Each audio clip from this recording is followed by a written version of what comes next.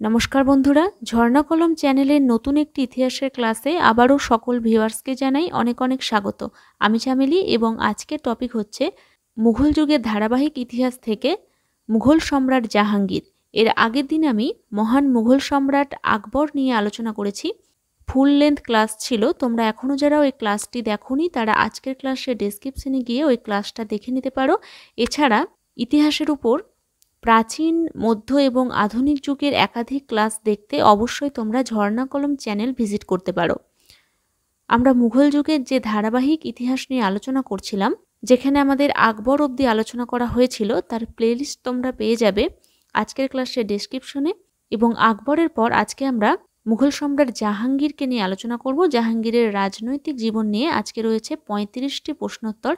মুঘল যুগের ধারাবাহিক ইতিহাসের মাঝখানে আমি বেশ কয়েকটি বাড়তি ক্লাস দিয়েছিলাম WB সেট এক্সামের জন্য, যেগুলো তোমাদের জন্য খুবই গুরুত্বপূর্ণ ছিল। তবে আমি মুঘল যুগের যে ধারাবাহিক ইতিহাস সেটা অবশ্যই শেষ করব এবং মুঘল যুগের সব ক্লাসেই তোমরা প্লেলিস্ট পেয়ে যাবে, যেখানে মুঘল যুগের ইতিহাসের উপাদান থেকে শুরু করে এখনও অবধি যতগুলো ক্লাস দেওয়া হয়েছে সেই সমস্ত ক্লাসের প্লেলিস্ট তোমরা যে কোনো মুঘল যুগের ক্লাসেই পেয়ে যাবে। শুধু ডেসক্রিপশনে গিয়ে সার্চ করলেই হবে।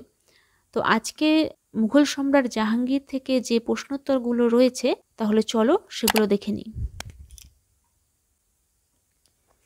দেখো, আজকের প্রথম কোশ্চেনে বলা হয়েছে মুঘলদের বহু প্রার্থনা ও উপবাসের সন্তান ছিলেন। অপশনগুলো দেখো, option A Jahangir, option B Akbar, option C Humayun, option D Shahjahan. এখানে সঠিক উত্তর হয়ে যাবে অপশন এ জাহাঙ্গীর। জাহাঙ্গীর কত সালে জন্মগ্রহণ করেছিলেন? 1569 খ্রিস্টাব্দে 30শে আগস্ট অম্বর রাজকন্যা যোধপুরী বেগমের গর্ভে জাহাঙ্গীর জন্মগ্রহণ করেন। জাহাঙ্গীরকে কেন মুঘলদের বহু প্রার্থনা ও উপবাসের সন্তান বলা হয়? কথিত আছে যে আকবরের সকল সন্তানই শৈশবেই পরপর মারা গেলে আকবর পুত্র লাভের জন্য অধীর হয়ে ওঠেন এবং বিভিন্ন সাধু, সন্ত, ফকির, দরবেশের কাছে প্রার্থনা জানাতে থাকেন। অবশেষে আগ্রার সিকরি গ্রামের কাছে এক পাহাড়ে সাধনরত শেখ সেলিম চিস্তি নামক এক সাধক তাকে আশীর্বাদ করেন যে তিনি 3 পুত্রের জনক হবেন এবং তারপরেই এই জাহাঙ্গীর বা সেলিমের জন্ম হয়। তাই আশীর্বাদক ফকিরের নাম অনুসারে নবজাতকের নাম রাখা হয় সেলিম। আর এর সাথে তোমরা এটাও মনে রাখবে, আকবর সেলিম বা জাহাঙ্গীরকে ভালোবেসে শেখু বাবা বলে ডাকতেন। এছাড়াও দেখো, শেখ সেলিম চিস্তির আশীর্বাদে যেহেতু আকবর পুত্রলাভ করেছিলেন, তাই শেখ সেলিম চিস্তির স্মৃতির উদ্দেশ্যে ইনি একটি নতুন নগর নির্মাণ করেন, যার নাম ফতেপুর সিক্রি। বিখ্যাত আকবরের রাজধানী নগর বলা যেতে পারে ফতেপুর সিক্রি, যা তিনি নির্মাণ করেছিলেন শেখ সেলিম চিস্তির প্রতি শ্রদ্ধাবশত বা তার স্মৃতির উদ্দেশ্যে। ওকে, পরবর্তী 2 কোশ্চেনে বলা হয়েছে জাহাঙ্গীর আকবরের বিরুদ্ধে বিদ্রোহ ঘোষণা করেন কবে? অপশানগুলো দেখো, অপশন এ 1600 খ্রিস্টাব্দে এবং এটাই হয়ে যাবে সঠিক উত্তর।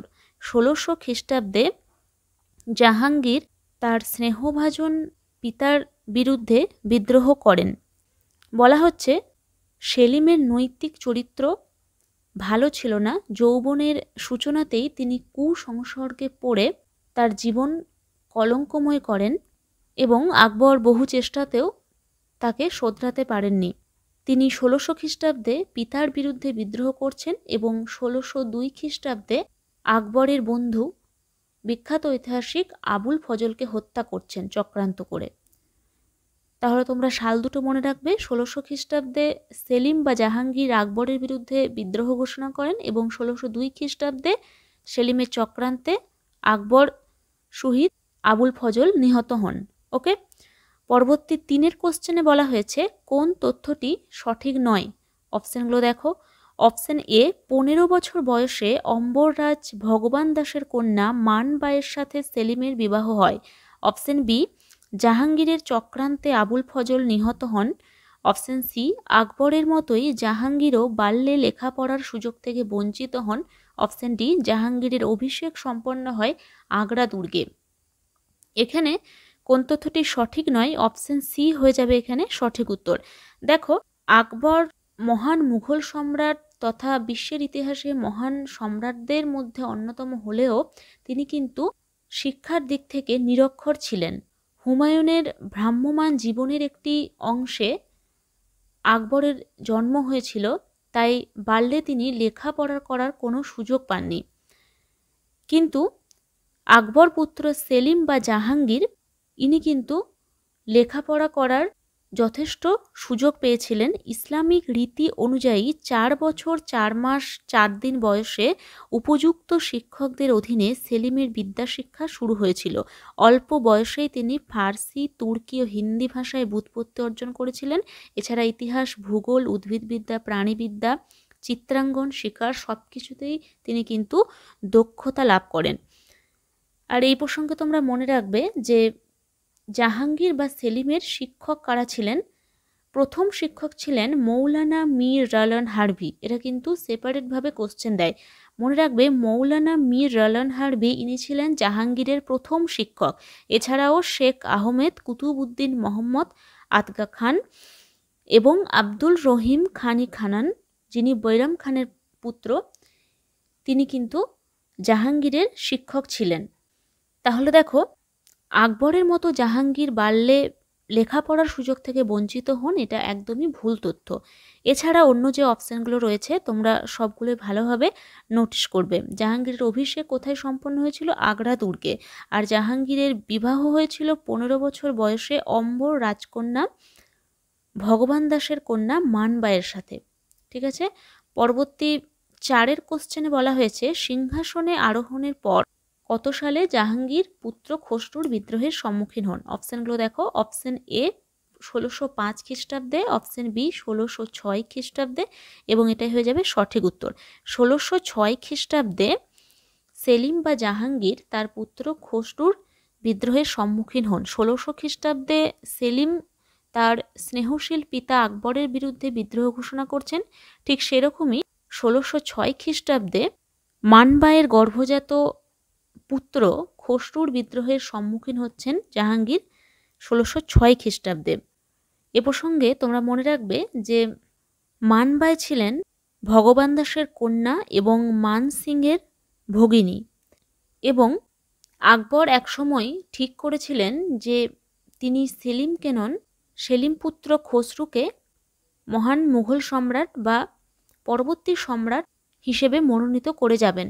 কিন্তু শেষ পর্যন্ত 1605 খ্রিস্টাব্দে 21শে অক্টোবর মৃত্যু পথযাত্রী আকবর পুত্র সেলিমের মাথাতেই রাজমুকুট পরিয়ে দেন।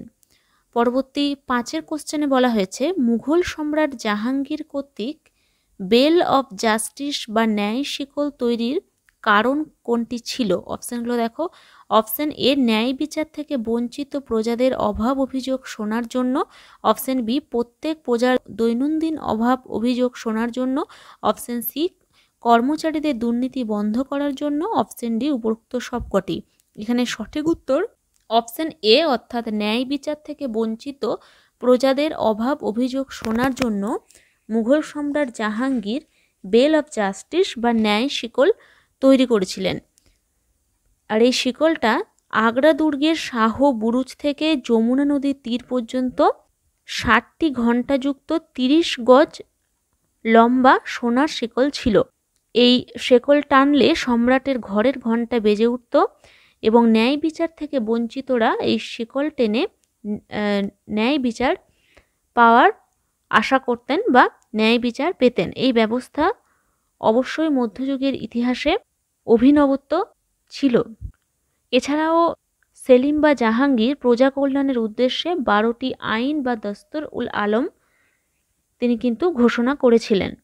ওকে, দেখো পরবর্তী 6 কোশ্চেনে বলা হয়েছে জাহাঙ্গীর কর্তৃক প্রণীত দস্তর উল আলমের মধ্যে কয়টি আইন ছিল? অপশানগুলো দেখো। অপশান এ 10টি, অপশান বি 12টি এবং এটাই হয়ে যাবে সঠিক উত্তর। জাহাঙ্গীর প্রজা কল্যাণের উদ্দেশ্যে 12টি আইন বা দস্তর উল আলমের প্রচলন ঘটান। এই 12টি আইনের মধ্যে কয়েকটি আমি বলছি কি কি ছিল। দেখো, জায়গিদাররা প্রজাদের উপর তাকমা অর্থাৎ বিশেষ বাণিজ্য শুল্ক এবং মীর বাহরি বা নদীপথে বাহিত পণ্যের শুল্ক প্রভৃতি অতিরিক্ত শুল্ক নিতে পারবেন না। 2 নম্বর ছিল পথের ধারে কূপ খনন, সরাইখানা স্থাপন, মসজিদ ও চিকিৎসালয় প্রতিষ্ঠা রাষ্ট্রের দায়িত্ব বলে ঘোষণা করা হয়। 3 নম্বর ছিল অঙ্গ প্রত্যঙ্গ ছেদ করে অপরাধের শাস্তি দান প্রথা রহিত করা হলো। 4 নম্বর ছিল আকবর ও জাহাঙ্গীরের জন্মদিনে যথাক্রমে রবিবার এবং বৃহস্পতিবারে পশু হত্যা নিষিদ্ধ। 5 নম্বর ছিল সরকারি অনুমতি ব্যতীত মাদক দ্রব্য বিক্রয় নিষিদ্ধ এবং তৈরিও কিন্তু নিষিদ্ধ হয়। এছাড়াও কি হয়, বণিকদের অনুমতি ব্যতিরেকে সরকারি কর্মচারী কর্তৃক তাদের পণ্য হস্তক্ষেপ নিষিদ্ধ হয়। কেউ অপরের ঘরবাড়ি দখল করতে পারবে না। এই ধরনের 12টি আইন কিন্তু জাহাঙ্গীর প্রজা কল্যাণের উদ্দেশ্যে প্রণয়ন করেছিলেন। ওকে, পরবর্তী 7 কোশ্চেনে বলা হয়েছে জাহাঙ্গীর কর্তৃক শিখ গুরু অর্জুন সিং এর হত্যার জন্য কোন কারণটি দায়ী নয়। অপশনগুলো দেখো। অপশন এ, জাহাঙ্গীর মনে করতেন গুরু অর্জুন বিদ্রোহীদের মদতদাতা। অপশন বি, গুরু অর্জুন বিদ্রোহী খসরুকে সাহায্য করেছিল তার বিরুদ্ধে বিদ্রোহে। অপশন সি, জাহাঙ্গীর গুরু অর্জুনের উপর 2 লক্ষ টাকা জরিমানা চাপালে গুরু অর্জুন তা দিতে অস্বীকার করেন। অপশন ডি, জাহাঙ্গীর ছিলেন ধর্মান্ধ। এখানে সঠিক উত্তর অপশন ডি, অর্থাৎ জাহাঙ্গীর ছিলেন ধর্মান্ধ। এই কারণটি কিন্তু জাহাঙ্গীর কর্তৃক শিখ গুরু অর্জুনকে হত্যার কারণ নয়, বাকিগুলো সবই সঠিক। শিখদের পঞ্চম গুরু অর্জুন সিং, তাকে জাহাঙ্গীর হত্যা করেছিলেন।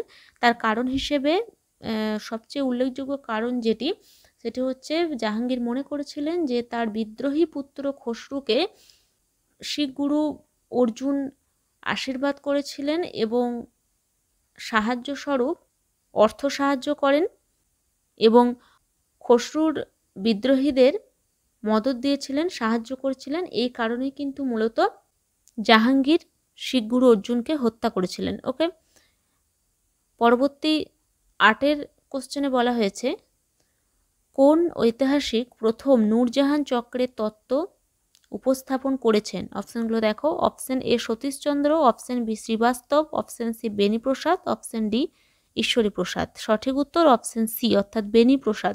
বেনিপ্রসাদ সাক্সেনা ইনি কিন্তু প্রথম নূরজাহান চক্রের তত্ত্ব উপস্থাপনা করেছেন। তবে অনেক ঐতিহাসিকই নূরজাহান জুনটা বা নূরজাহান চক্রের অস্তিত্ব স্বীকার করেন না। পরবর্তী 9 কোশ্চেনে বলা হয়েছে নিম্নোক্ত কোনটি সঠিক। অপশনগুলো দেখো। অপশন এ, জাহাঙ্গীর মদ্যপান বিরোধী আইন জারি করেন। অপশন বি, জাহাঙ্গীর আকবরের জন্মদিন রবিবার ও নিজের জন্মদিন বৃহস্পতিবারে পশু হত্যা নিষিদ্ধ করেন। অপশন সি, অর্ধ শতাব্দী ব্যাপী মোগল মেবার দ্বন্দ্বের অবসান ঘটে জাহাঙ্গীরের সময়। অপশন ডি, উপরোক্ত সবকটি। অবশ্যই এখানে সব তথ্যকটি একদম সঠিক রয়েছে, তোমরা তথ্যগুলো নোটিশ করতে থাকো। জাহাঙ্গীর নিজে মদ্যপান করতেন, মদ্যপানে ডুবে থাকতেন ঠিকই, কিন্তু প্রজা কল্যাণের জন্য মদ্যপান বিরোধী আইন জারি করেছিলেন।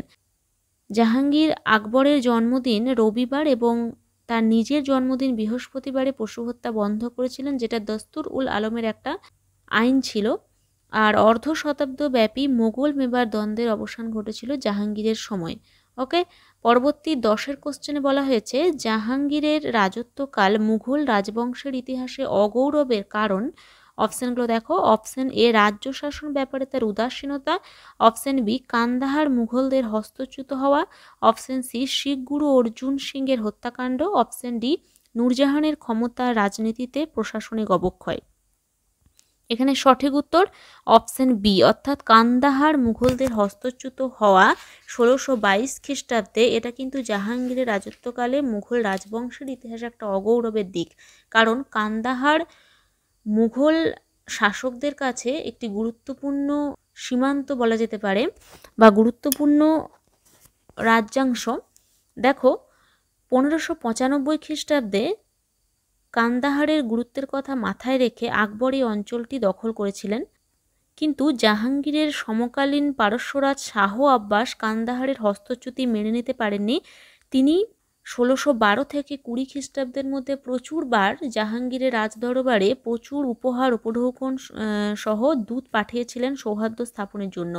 তো যেহেতু পারস্যরাজ শাহ আব্বাস তিনি জাহাঙ্গীরের সাথে সুসম্পর্ক বজায় রাখার চেষ্টা করেছিলেন বলে জাহাঙ্গীরের মনে হয়েছিল, তাই কান্দাহারের ব্যাপারে তিনি অতটা গুরুত্ব দেননি। আর এই এই যে অবহেলা কান্দাহারের নিরাপত্তার প্রতি, এই অবহেলাকে কাজে লাগিয়ে ১৬২২ খ্রিস্টাব্দে অকস্মাৎই শাহ আব্বাস কান্দাহার দখল করে নেন, যেটা ঘটেছিল ১৬২২ খ্রিস্টাব্দে। ওকে, তাই জাহাঙ্গীরের রাজত্বকাল মুঘল রাজবংশের ইতিহাসে অগৌরবের এই দিক থেকেই। ওকে, কান্দাহার মুঘলদের হস্তচ্যুত হয় ১৬২২ খ্রিস্টাব্দে, এটাই অগৌরবের কারণ। পরবর্তী 11 কোশ্চেনে বলা হয়েছে মুঘল রাজবংশের প্রথম পাতশাহ বেগম কে? অপশানগুলো দেখো, option A Hamida Banu, option B Nurjahan. এখানে নূরজাহান হয়ে যাবে সঠিক উত্তর, কারণ নূরজাহান ছিলেন জাহাঙ্গীরের সিংহাসনের অন্তরালবর্তী ক্ষমতা। ইনি প্রথম নারী যিনি মুঘল সিংহাসনকে তার নিজের করায়ত্ত করেছিলেন, জাহাঙ্গীরকে নিজের করায়ত্ত করে সিংহাসনের অন্তরালবর্তী ক্ষমতা হিসেবে কাজ করছিলেন। পরবর্তী 12 কোশ্চেনে বলা হয়েছে কোন যুদ্ধকে জাহাঙ্গীর জেহাদ বলে ঘোষণা করেন? এখানে সঠিক উত্তর অপশন ডি, অর্থাৎ কাংড়া এবং মেবার জয়কে জাহাঙ্গীর জেহাদ হিসেবে ঘোষণা করেছিলেন, বিশেষ করে মেবার জয়কে। আর এই মেবার জয় কবে হয়েছিল?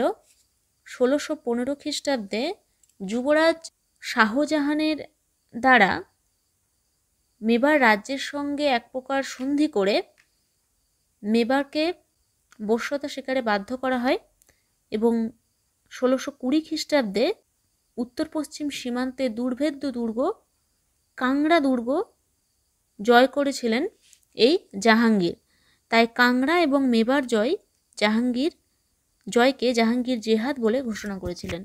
পরবর্তী 13 কোশ্চেনে বলা হয়েছে জাহাঙ্গীর ও নূরজাহানের বিবাহ মুঘল ইতিহাসে একটি গুরুত্বপূর্ণ ঘটনা, যেটি ঘটেছিল অপশন এ ১৬১১ খ্রিস্টাব্দে, অপশন বি ১৬২২ খ্রিস্টাব্দে, অপশন সি ১৬১৯ খ্রিস্টাব্দে, অপশন ডি ১৬২৬ খ্রিস্টাব্দে।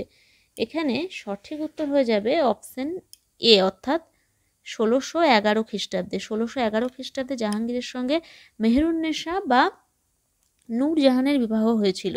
এ প্রসঙ্গে তোমরা জেনে রাখো যে জাহাঙ্গীর মানবাই অম্বররাজ ভগবান দাসের কন্যা মানবাইকে বিবাহ করেছিলেন, মেহেরুন্নেসা বা নূরজাহানকে বিবাহ করেছিলেন যিনি ছিলেন ইতিমাদ উদ্দৌলা বা মির্জা গিয়াস বেগের কন্যা। এছাড়া জগৎ গোসাই যিনি ছিলেন মেরতার রাজা উদয় সিংয়ের কন্যা, এদের সকলকে কিন্তু জাহাঙ্গীর বিবাহ করেছিলেন। আর জগৎ গোসাই এর গর্ভের সন্তানই ছিলেন শাহজাহান, যিনি পরবর্তী মুঘল সম্রাট হন। আর দেখো ১৬১১ খ্রিস্টাব্দে জাহাঙ্গীর ও নূরজাহানের বিবাহ হয়। নূরজাহানের আসল নাম ছিল মেহেরুন্নেসা, ইনি ছিলেন পারস্য থেকে আগত একজন ইরানির কন্যা, পিতার নাম মির্জা গিয়াস বেগ। আর মেহেরুন্নেসা বা নূরজাহানের জন্ম হয়েছিল ১৫৭৬ খ্রিস্টাব্দে, কান্দাহারে এর জন্ম হয়েছিল। ওকে, পরবর্তী 14 কোশ্চেনে বলা হয়েছে নূরজাহান চক্রের মধ্যে নিম্নোক্ত কে ছিলেন না? অপশনগুলো দেখো, option A Mirza Ghiyas Beg, option B Asaf Khan, option C Khurram, option D Mumtaz Mahal. দেখো এখানে সঠিক উত্তরটা আগে বলে দিই, এখানে সঠিক উত্তর হবে অপশন ডি, অর্থাৎ মমতাজ মহল বা মমতাজ বেগম। ইনি কিন্তু নূরজাহান চক্রের মধ্যে ছিলেন না। জাহাঙ্গীরের ওপর নূরজাহান বা মেহেরুন্নেসার প্রভাব ছিল ব্যাপক। তার প্রভাবে জাহাঙ্গীর সাম্রাজ্যের সকল দায়িত্ব তার পত্নী নূরজাহানের হাতে তুলে দিয়ে নিজে এক প্রকার আমোদ প্রমোদে গা ভাসিয়ে দেন। তিনি দিনরাত মদ ও আফিংয়ে ডুবে থাকতেন এবং এই সুযোগেই নূরজাহান তার সকল শাসন ক্ষমতা করায়ত্ত করেন। নূরজাহান তার পিতা মির্জা গিয়াস বেগ, তার ভ্রাতা আশফ খাঁ এবং যুবরাজ খুররম অর্থাৎ শাহজাহানকে নিয়ে একটি চক্র গঠিত হয়, যেটা নূরজাহান চক্র নামে পরিচিত। এই গোষ্ঠী কিন্তু সকল রাজকার্য পরিচালনা করতেন এবং নূরজাহানের নিয়ন্ত্রণাধীনে থেকেই তার আত্মীয় স্বজন রাজকর্মচারী সকলের পদোন্নতি ঘটত। এটাই ছিল নূরজাহান চক্র। নূরজাহান চক্র ইতিহাসের মধ্যযুগের ইতিহাসে, মুঘল যুগের ইতিহাসে খুব বড় একটা বিষয় বা টপিক, এটা অবশ্যই জেনে রাখা দরকার। এই চক্রের মধ্যে কে কে ছিলেন? মির্জা গিয়াস বেগ, আশফ খাঁ, খুররম আর অবশ্যই নূরজাহান। তাহলে এখানে মমতাজ মহল ছিলেন না। ওকে, পরবর্তী 15 কোশ্চেনে বলা হয়েছে কে মন্তব্য করেন নূরজাহান ছিলেন সিংহাসনের অন্তরালবর্তী ক্ষমতা, the power behind the thrown. দেখো এখানে সঠিক উত্তর হয়ে যাবে অপশন বি, অর্থাৎ স্মিথ, ভিনসেন্ট স্মিথ, ইনি বলেছেন যে নূরজাহান ছিলেন সিংহাসনের অন্তরালবর্তী ক্ষমতা, the power behind the thrown. দেখো পরবর্তী 16 কোশ্চেনে বলা হয়েছে নিচের কোন জোড়াটি সঠিক নয়? অপশনগুলো দেখো। Option A Kedar Rai Bikrampur, option B Musa Khan Sonargaon, option C Pratapaditya Srihatta, option D Ganesh Rai Dinajpur. তো এখানে দেখো একদিকে কিছু জমিদারদের নাম রয়েছে এবং অন্যদিকে জায়গার নাম দেওয়া রয়েছে। তো এ প্রসঙ্গে বলে রাখি, এই যে জমিদারদের নাম দেওয়া রয়েছে এরা জাহাঙ্গীরের সময় 12 ভূঁইয়া নামে পরিচিত ছিলেন। 12 ভূঁইয়া কাদের বলা হতো? 1576 খ্রিস্টাব্দে দাউদ কররানীর পতনের পর কয়েকজন শক্তিশালী জমিদার স্বাধীনভাবে জীবনযাপন করা শুরু করেন বাংলায়। এইসব জমিদারগণই 12 ভূঁইয়া নামে পরিচিত। এই কোশ্চেনটা পরীক্ষায় বহুবার আসে যে 12 ভূঁইয়াদের দমন করেছিলেন কোন মুঘল সম্রাট? সঠিক উত্তর হয়ে যাবে জাহাঙ্গীর।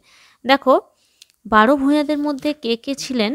কেদার রায়, ঈশা খাঁ, রামচন্দ্র ঠাকুর, গণেশ রায়, প্রতাপাদিত্য, সত্রাজিৎ, উসমান খাঁ, কন্দর্প নারায়ণ, মুসা খাঁ, হাম্বির মল্ল, ফজল গাজী, অনন্ত মাণিক্য, কংসনারায়ণ এবং রঘুনাথ।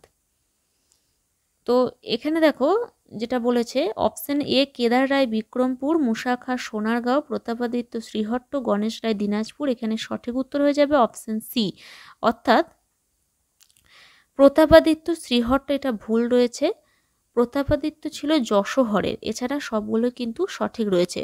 পরবর্তী 17 কোশ্চেনে বলা হয়েছে 12 ভূঁইয়াদের মধ্যে রামচন্দ্র ঠাকুর কোথাকার জমিদার ছিলেন? অপশনগুলো দেখো।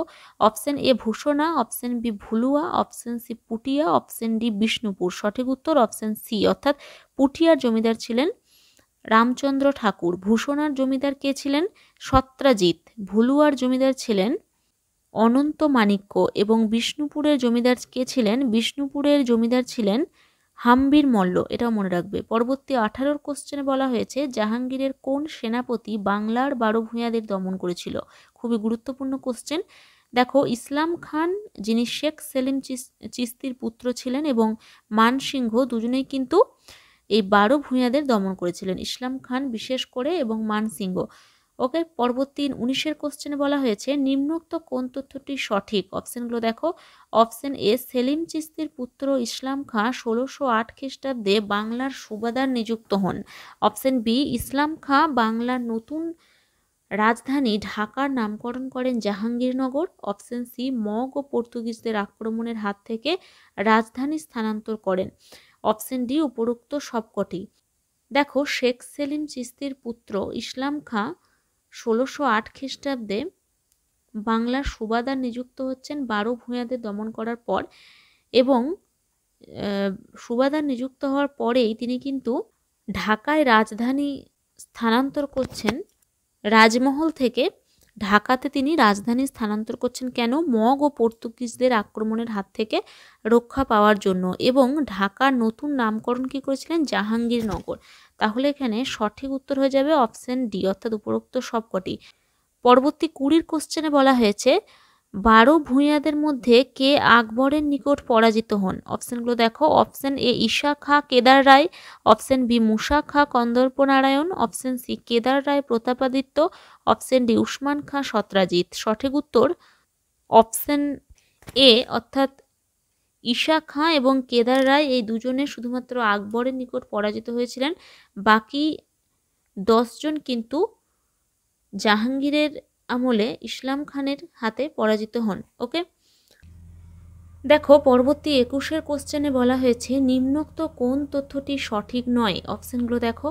অপশন এ জাহাঙ্গীর মেবার জয়ের জন্য 3 বার অভিযান পাঠান। অপশন বি জাহাঙ্গীরের সময় মেবারে রানা ছিলেন প্রতাপ সিং। অপশন সি মুঘল যুবরাজ শাহজাহান মেবারকে মুঘল সাম্রাজ্যের অন্তর্ভুক্ত করতে সক্ষম হন এক সন্ধির মাধ্যমে। অপশন ডি রাজপুত যুবরাজ করণ সিংহ মুঘল রাজদরবারে 5000ই মনসবদার নিযুক্ত হন। এই 4টি গুরুত্বপূর্ণ তথ্য, এর মধ্যে কোনটি সঠিক নয়? দেখো অপশন বি হয়ে যাবে সঠিক উত্তর, কারণ জাহাঙ্গীরের সময় মেবারে রানা কে ছিলেন? অমর সিংহ। প্রতাপ সিংহ আকবরের সময় ছিলেন। ঠিক আছে, তো এটাই কিন্তু ভুল, বাকি সবগুলোই সঠিক রয়েছে। এখানে আমি বলে দিচ্ছি যে জাহাঙ্গীর মেবার জয়ের জন্য 3বার অভিযান পাঠিয়েছিলেন।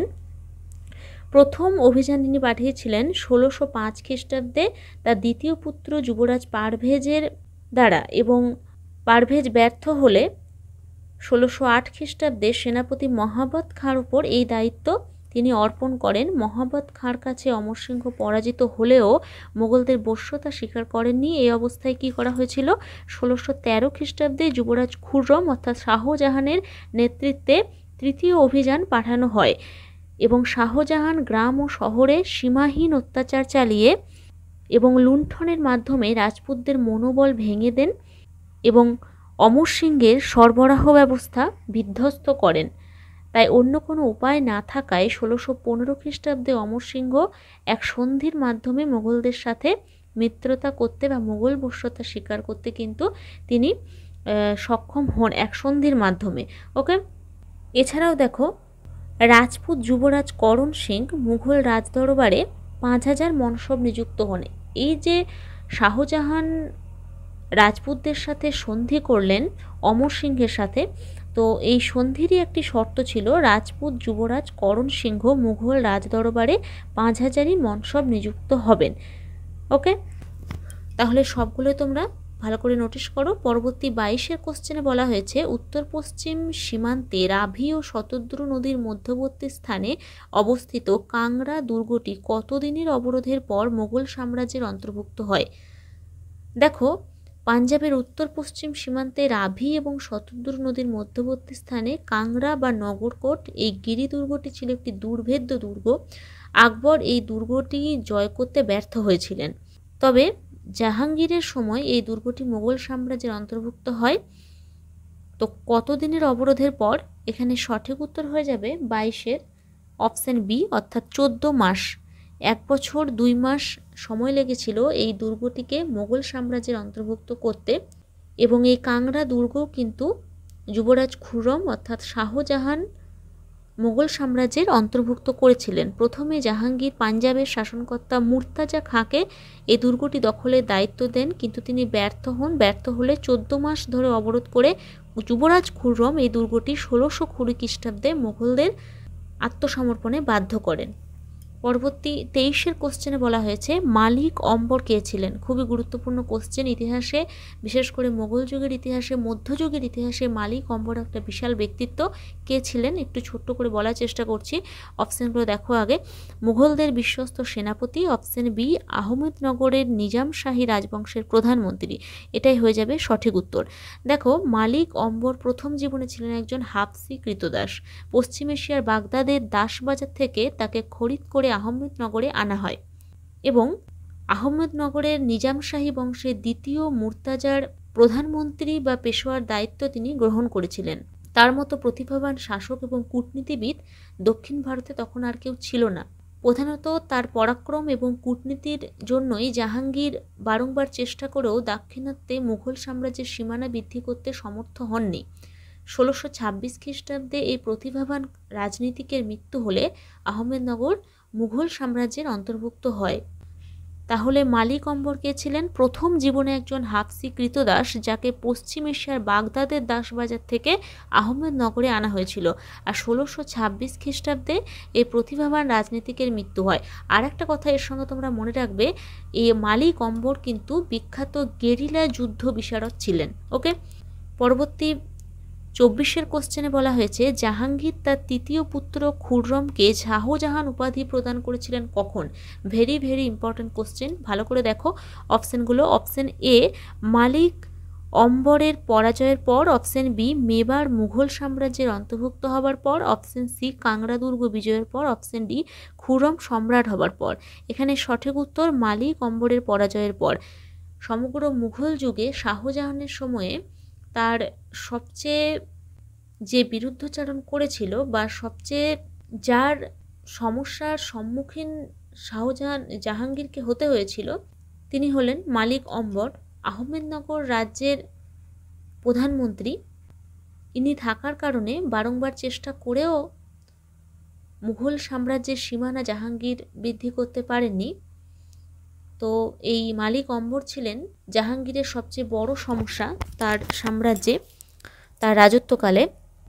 আহমেদনগর দখলের উদ্দেশ্যে 1608, 1610, 1611 খ্রিস্টাব্দে সুযোগ্য সেনাপতিদের নেতৃত্বে জাহাঙ্গীর পরপর 3টি অভিযান পাঠান, কিন্তু এই অভিযানগুলো ব্যর্থ হলে 1616 খ্রিস্টাব্দে যুবরাজ খুররমকে দিয়ে একটি অভিযান পাঠানো হয়।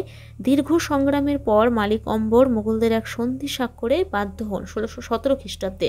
মোগলদের সঙ্গে মালিক অম্বরের সন্ধি হয়েছিল 1617 খ্রিস্টাব্দে। সন্ধির শর্ত হিসেবে কি ছিল? মালিক অম্বর বালাঘাট অঞ্চল ও আহমেদনগর দুর্গ মোগলদের ফিরিয়ে দিয়েছিলেন এবং মোগল বাদশাকে বার্ষিক 12 লক্ষ টাকা কর দিতে সম্মত হয়েছিলেন। এবং এতগুলো অভিযানের পর যুবরাজ খুররমের দ্বারা আহমেদনগর জয় বা মালিক অম্বরের বশ্যতার শিকার জাহাঙ্গীরের কাছে একটি বিরাট খুশির খবর ছিল, যে কারণে তিনি খুররমকে শাহজাহান বা জগতের অধিপতি উপাধিতে ভূষিত করেছিলেন এবং 30 হাজারি মনসবদার নিযুক্ত করেছিলেন। দেখো পরবর্তী 25-এর কোশ্চেনে বলা হয়েছে নিম্নোক্ত কোন তথ্যটি সঠিক? অপশানগুলো দেখো। অপশান এ, জাহাঙ্গীরের বিরুদ্ধে শাহজাহান ও মহাবত খাঁ বিদ্রোহী হয়েছিল। অপশান বি, জাহাঙ্গীর তকমা অর্থাৎ বাণিজ্য শুল্ক এবং মীরবাহরি অর্থাৎ নদীপথ বাহিত পণ্য শুল্ক নামক শুল্ক দুটি তুলে দেন।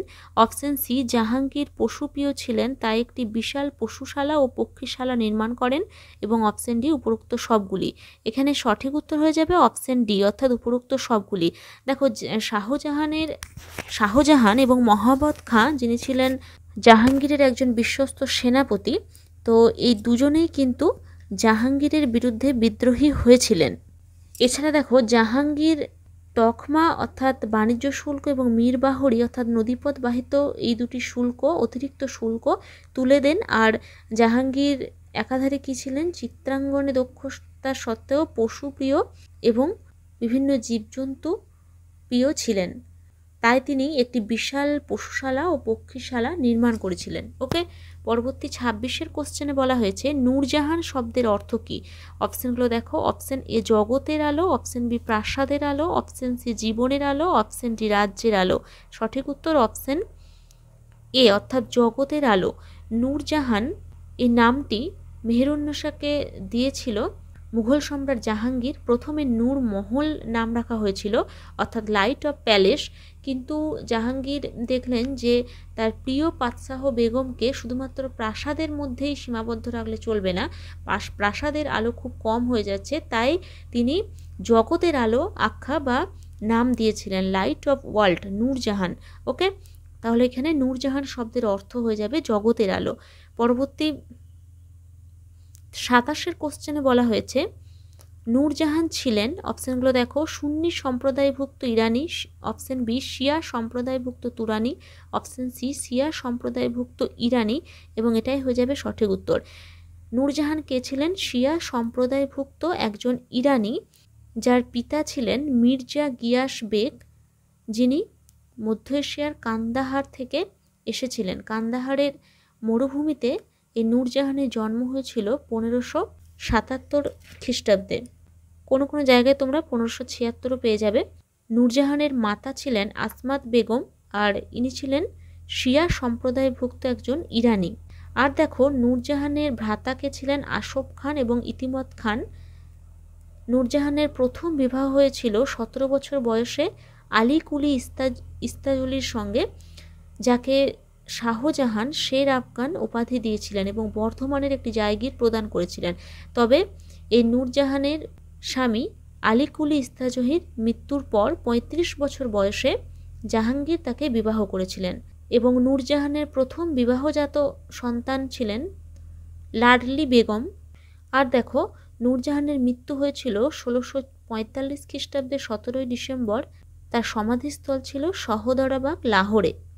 মৃত্যুকালীন তার বয়স ছিল 68 বছর বা মতান্তরে 72 বছর।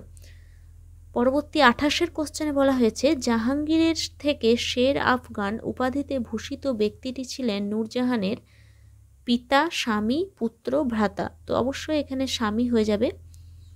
পরবর্তী 29-এর কোশ্চেনে বলা হয়েছে নূরজাহানের সমাধিস্থল কোথায় রয়েছে। এটাও আমি বললাম আগে, শাহদারাবাগে নূরজাহানের সমাধিস্থল রয়েছে। আর তোমরা এটা কমেন্ট করে জানাবে যে জাহাঙ্গীরের সমাধিস্থল কোথায় রয়েছে।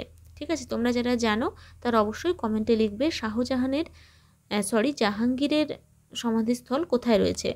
পরবর্তী 30-এর কোশ্চেনে বলা হয়েছে জাহাঙ্গীরের রাজদরবারে প্রধান চিত্রশিল্পী কে ছিলেন। খুবই গুরুত্বপূর্ণ কোশ্চেন। এর সাথে তোমাদের একটা কথা বলে দিই যে জাহাঙ্গীরের এই যে চিত্রশিল্প জাহাঙ্গীরের আমলে, যেটা খুবই গুরুত্বপূর্ণ একটা দিক জাহাঙ্গীরের সময়ে, এবং মুঘল যুগের অল ওভার মুঘল যুগের ওপর যে শিল্প স্থাপত্য ভাস্কর্য, এগুলো নিয়ে আমি সেপারেট ক্লাস আলোচনা করব, তাই এখানে খুব ডিটেলে আলোচনা করছি না। যখন আমি সেপারেট ক্লাস নিয়ে আলোচনা করব মুঘল যুগের চিত্রশিল্প স্থাপত্য ভাস্কর্য, তখন আমি খুব ডিটেলে বলে দেব। ঠিক আছে, তো এখানে দেখো 30-এর কোশ্চেনে যেটা বলা হয়েছে জাহাঙ্গীরের রাজদরবারে প্রধান চিত্রশিল্পী কে ছিলেন। তো এখানে সঠিক উত্তর হয়ে যাবে অপশন এ, অর্থাৎ আগা রিজা। ঠিক আছে, আগা রিজা ছিলেন পারস্যের বিখ্যাত শিল্পী আবুল হাসানের পুত্র। এছাড়াও আর কোন কোন চিত্রশিল্পীরা ছিলেন? ফারুক বেগ, মোহাম্মদ নাদির, মোহাম্মদ মুরাদ, ওস্তাদ মনসুর, বিশেন দাস, মনোহর গোবর্ধন, আবুল হাসান সকলে কিন্তু জাহাঙ্গীরের রাজসভায় চিত্রশিল্পী ছিলেন। ওকে, পরবর্তী 31-এর কোশ্চেনে বলা হয়েছে নিম্নোক্ত কোন তথ্যটি সঠিক নয়। অপশানগুলো দেখো। অপশান এ, জাহাঙ্গীরের সবচেয়ে প্রিয় চিত্র ছিল যীশু খ্রিস্টের চিত্র। অপশান বি, জাহাঙ্গীরের সময় চিত্রশিল্প পারসিক প্রভাবের পরিবর্তে ভারতীয় প্রভাব বৃদ্ধি পায়। চিত্রশিল্পে পারসিক প্রভাবের পরিবর্তে ভারতীয় প্রভাব বৃদ্ধি পায় এবং জাহাঙ্গীরের আমলে Mughal school of miniature painting উন্নতির শিখরে ওঠে। আর অপশন ডিতে বলা হয়েছে জাহাঙ্গীরের রাজত্বকালে জীবন্ত জীবজন্তু ও পশুপক্ষীর চিত্র এঁকে বিখ্যাত হন বিশেন দাস। এই যে চারটি তথ্য রয়েছে, ভীষণ গুরুত্বপূর্ণ চারটি তথ্য, এর মধ্যে একটি ভুল, সেটা হচ্ছে অপশন ডি, অর্থাৎ জাহাঙ্গীরের রাজত্বকালে জীবন্ত পশুপক্ষীর চিত্র এঁকে বিখ্যাত হয়েছিলেন ওস্তাদ মনসুর। এখানে বিশেন দাস হবে না, এটাই ভুল রয়েছে, বাকি সবই ঠিক। দেখো, জাহাঙ্গীর একজন নিজে ভালো চিত্রকর ছিলেন, তার সাথে জাহাঙ্গীরের সময় ছিল মুঘল যুগের চিত্রশিল্পের ইতিহাসে সুবর্ণযুগ, বা মুঘল যুগের চিত্রশিল্পের ইতিহাসের সবচেয়ে গুরুত্বপূর্ণ সময় ছিল জাহাঙ্গীরের সময়টা, যখন Mughal school of miniature painting কিন্তু উন্নতির শিখরে উঠেছিল। আর দেখো, জাহাঙ্গীরের প্রিয় চিত্র কোনটি ছিল? যীশু খ্রিস্টের চিত্র। এটা অনেকটাই ডিপে কোশ্চেন, তোমরা অবশ্যই এই ইনফরমেশনটা মনে রাখবে। আর জাহাঙ্গীরের সময় চিত্রশিল্পে পারসিক প্রভাবের পরিবর্তে ভারতীয় প্রভাব বৃদ্ধি পেয়েছিল। ওকে, আর জাহাঙ্গীরের রাজত্বকালে জীবন্ত জীবজন্তু পশুপক্ষীর ছবি এঁকে কে বিখ্যাত হয়েছিলেন? মনসুর, ওস্তাদ মনসুর, বিশেন দাস নয়। ওকে, পরবর্তী 32-এর কোশ্চেনে বলা হয়েছে জাহাঙ্গীর তার কোন চিত্রশিল্পীকে নাদির উল আসার উপাধি দেন। অপশানগুলো দেখো। Option A Aqa Riza, option B Mansur, option C Bishan Das, option D Manohar. তো 32-এর এখানে সঠিক উত্তর হয়ে যাবে অপশান বি, অর্থাৎ মনসুর। এই কোশ্চেনটা ঘুরিয়ে এবছর সেটে এসেছিল। যাই হোক, জাহাঙ্গীর তার কোন চিত্রশিল্পীকে নাদির উল আসার উপাধি দিয়েছিলেন? মনসুরকে দিয়েছিলেন। আর তোমরা যদি জানো যে জাহাঙ্গীর কোন চিত্রশিল্পীকে নাদির উল জামান উপাধি দেন, তা অবশ্যই তোমরা কমেন্ট করে জানাবে। পরবর্তী 33-এর কোশ্চেনে বলা হয়েছে জাহাঙ্গীর কত সালে সেকেন্দ্রায় তার পিতা আকবরের সমাধির নির্মাণ সম্পূর্ণ করেন। অপশানগুলো দেখো। অপশান এ 1613 খ্রিস্টাব্দে, অপশান বি 1615 খ্রিস্টাব্দে, অপশান সি 1616 খ্রিস্টাব্দে, অপশান ডি 1617 খ্রিস্টাব্দে। সঠিক উত্তর অপশান এ, অর্থাৎ 1613 খ্রিস্টাব্দে জাহাঙ্গীর সেকেন্দ্রায় তার পিতা আকবরের সমাধি কাজ সম্পন্ন করেছিলেন। আকবর নিজে তার সমাধিক্ষেত্র নির্মাণ শুরু করেছিলেন এবং জাহাঙ্গীর তা সম্পূর্ণ করেন 1613 খ্রিস্টাব্দে। পরবর্তী 34-এর কোশ্চেনে বলা হয়েছে নিম্নোক্ত কোন তথ্যটি সঠিক। অপশানগুলো দেখো। অপশান এ, জাহাঙ্গীরের সময় মোগল সুবার সংখ্যা ছিল 17টি। অপশান বি, জাহাঙ্গীরের আমলে বিখ্যাত হিন্দি সঙ্গীত শিল্পী ছিলেন Mohammad Sali. Option C, Jahangir captain হকিন্সকে ইংলিশ খান উপাধি দেন। অপশান ডি, উপরোক্ত সবকটি। এখানে সঠিক উত্তর অপশান ডি, উপরোক্ত সবকটি হয়ে যাবে সঠিক। দেখো, জাহাঙ্গীরের সময় মোগল সুবার সংখ্যা ছিল 17টি। জাহাঙ্গীরের আমলে বিখ্যাত হিন্দি সঙ্গীত শিল্পী কে ছিলেন? মোহাম্মদ সালি। এবং জাহাঙ্গীরের আমলে আগত ইংলিশ পর্যটক কে ক্যাপ্টেন হকিন্স, যিনি 1608 খ্রিস্টাব্দে জাহাঙ্গীরের রাজদরবারে এসেছিলেন, তাকে ইংলিশ খান আখ্যা প্রদান করেছিলেন জাহাঙ্গীর। ওকে, পরবর্তী কোশ্চেন এবং আজকের শেষ কোশ্চেনে বলা হয়েছে জাহাঙ্গীরের সভাকবি ছিলেন। দেখো এখানে সঠিক উত্তর হয়ে যাবে অপশন এ, অর্থাৎ আবু তালিব আমুলি। ইনি ছিলেন জাহাঙ্গীরের সভাকবি এবং আবু তালিব কালিম ছিলেন শাহজাহানের সভাকবি। এটাও তোমরা এর সাথে মনে রাখবে।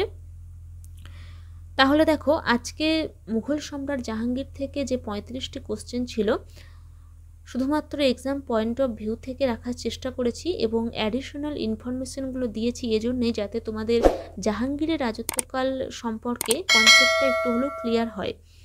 তো আশা করি আজকের ক্লাসটাও তোমাদের অন্য দিনের মতোই ভালো লেগেছে। যদি ভালো লেগে থাকে তাহলে অবশ্যই একটা লাইক দিয়ে যাবে, আর যদি তুমি আমার চ্যানেলে নতুন হও তাহলে অবশ্যই চ্যানেলটা সাবস্ক্রাইব করতে ভুলবে না।